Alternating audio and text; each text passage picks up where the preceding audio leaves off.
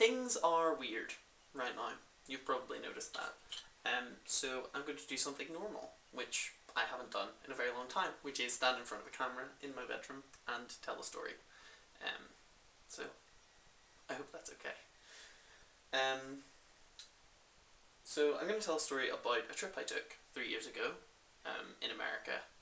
I know I talk about it a lot, but the second place we went on our big trip was Salt Lake City, Utah. And while we were in Utah, we obviously did some debating, and they gave me this t-shirt. The John R. Park Debating Society at the University of Utah. Now, they're in the news this week because on Tuesday, the University of Utah will play host to the vice presidential debate between Kamala Harris and Mike Pence, one of whom will be the next vice president of the United States. Theoretically, at least. So I thought I'd tell a story about my experience doing a debate at the University of Utah. So anyway, it was the second university that we visited on our 2-month trip across the United States. We spent 3 or 4 days in New York, and then we flew straight into Salt Lake City. So we arrived, we were pretty tired, having crossed 7 time zones in 5 days or so.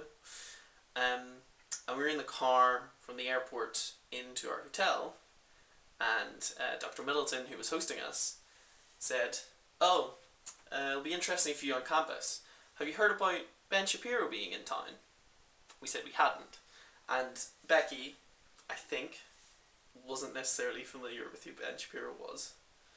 I might be misremembering that. But for the benefit of the audience and assuming that she was, first tangent of 4 tangents. Who is Ben Shapiro? Ben Shapiro is an American conservative political commentator and broadcaster and writer. He has a large following on the internet and is known for a couple of things. One is being very contrarian, so whatever the liberal orthodoxy is on a certain issue, so socialized healthcare in America, very popular left-wing issue, he will take the opposite view and say socialized healthcare is bad. He will say that gun control is bad. He will say that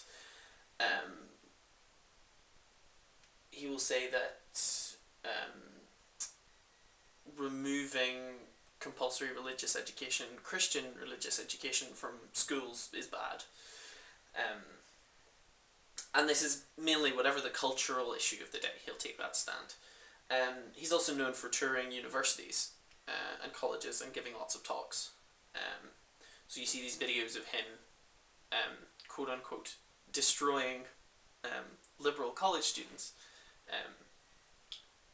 Now, if you've ever seen one of those videos, you'll know how it works, and that someone will ask a question and then he will do a sort of 5-minute prepared sort of rant is the wrong word, a 5-minute long impassioned political argument for whatever his position is, having got a 1-sentence question, which is interesting. I'll come back to that. So the thing is with Ben Shapiro is that it would be tempting to describe him as a creature of the 21st century. The kind of, political commentator who only appears to partisans and only appeals to a specific set of readers' biases that could only exist in the internet age and in this particular political moment. I think that's incorrect. I think people like Ben Shapiro have always existed. Basically, as long as literacy has been available to a wide proportion of the population, as long as people have existed who want to pursue a particular agenda, people like Ben Shapiro have existed. In the 16th century, there was a massive audience for anti-Catholic pamphlets in Reformation Europe, and so writers appeared to write those pamphlets and increase their standing and prestige and fame by doing that. So what Ben Shapiro does in conservative media outlets on the internet is not that different from what conservative newspaper columnists did in America for decades, and what left-wing commentators do as well. So anyway, Ben Shapiro was on the campus of the University of Utah, and he was there the night before we arrived. And the event he was holding did sell out, but you could only buy tickets through the College Republican Society, because the Republicans had invited him and presumably paid him a fairly substantial speaking fee to arrive. You had to pay for tickets, and the format of the event was that he gave his speech, his prepared speech that he gave at college campuses all across the country, and then people had the opportunity to ask him questions, but the questions were moderated. So presumably you couldn't ask him anything vulgar or anything he didn't want to answer, and the moderator sort of screened them and put them to him. And one of the topics in 2017 was about it was around the time of the Charlottesville rally. So it was about the limiting. It was about sort of the rise of far-right violence in America. It was around the time of the Las Vegas shootings as well. And obviously, as well, it goes without saying, one of Ben Shapiro's pet subjects is the erosion of free speech on college campuses, which is the thing that conservatives in the UK talk about a lot as well, saying that right-wing opinions aren't able to be voiced at universities. Anyway, so that was his event. You had to pay to get in. He was able to speak unchallenged. He took moderated questions, and it was affiliated to a society that had a particular political leaning.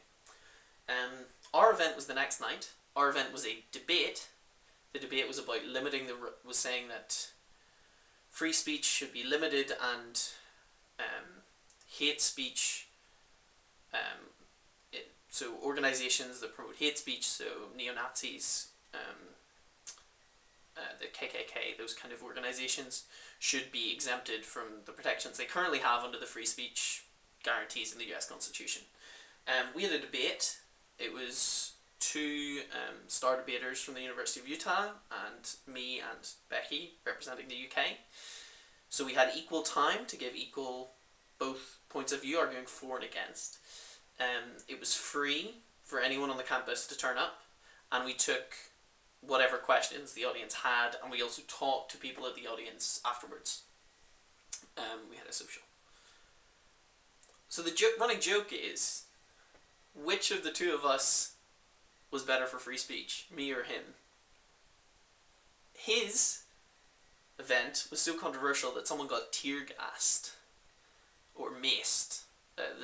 There were police to sort of prevent people trying to sort of burst into the hall and stop the event from happening. Our event attracted about 25 to 30 people, but everyone who was there enjoyed it. So. But the thing is, with what I learned on that trip at the University of Utah, even though our event was a lot smaller than Ben Shapiro's, it revealed to me why Ben Shapiro, his style, works. Because in American debating, you're not judged by your peers. You're judged by faculty members. You're judged by professors. And those professors have their own biases. And if you do debating for a couple of years, you'll know those biases. So you might go into a debate and you'll find out that you have one judge from the University of Alabama who might be very Republican, but you might have one from UCLA and one from Harvard who are very left-wing. And they don't have to come to a consensus. So you can just ignore one judge who has these biases and just pander relentlessly to the two who agree with you. And that's a winning strategy in a lot of collegiate debating. Another winning strategy is because in British parliamentary debating, world-style debating, which most of the world does apart from the US, you don't find out what the topics are. So the topics will be unknown to you until 15 minutes beforehand. In America, you'll have the same topic that you run over and over again. And so you can have one 10-minute speech that you learn off almost as if you're reciting it. And you can just give that speech over and over and over again. And you can even sometimes just change the topic of the debate entirely to be about what you want it to be. You can do that over and over and over again, and the people on the other side find it hard to argue against you because you have the specific knowledge of all the nichest areas of this argumentation. And Ben Shapiro comes from that school of thinking, where you only have to talk to people who are partial to your way of thinking, and that you have an information advantage, and you also have the way he sets his events up. Those videos of him destroying people, there's a disadvantage in the speech, in that someone asks him one short question and then he gets minutes and minutes to reply to them, or the questions are moderated, so he never actually has to answer the questions. So, coming from that system, you only ever have to talk to people who agree with you, and you only ever have to pander to the opinions that make them most animated, the things that they believe most fiercely and hold on to most fiercely. And that's why Ben Shapiro does very well on Facebook, because he drives engagement, and he drives comments, and he drives discussion, and all the things that the algorithms love, which is how you become successful in the 21st century. The point I'm trying to make here, really, is one, it's very weird that there is a presidential debate somewhere where I debated 3 years ago, and it's very weird that I was having a debate on the same topic as Ben Shapiro 1 day apart at the same venue. But the larger point is this, that people don't exist in a vacuum. They are created by political systems, and the way they act is created by political systems that are beyond their control.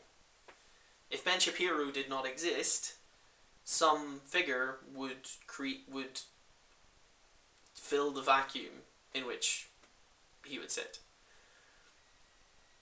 It's true of individuals, it's true of political parties and political leaders as well. The Scottish Parliament is different to the UK Parliament, not because there is some magic secret sauce that makes people think differently when you go north of the Tweed. The Scottish Parliament is different because there are different rules, and it incentivises people to behave differently. I'm not really sure what the moral of the story is beyond that, but it's something I've been thinking about a lot, and it's something I think about a lot, thinking about when I went to Utah 3 years ago. I hope you're keeping safe and well, and I'll see you next month. Thanks for watching DFTBA.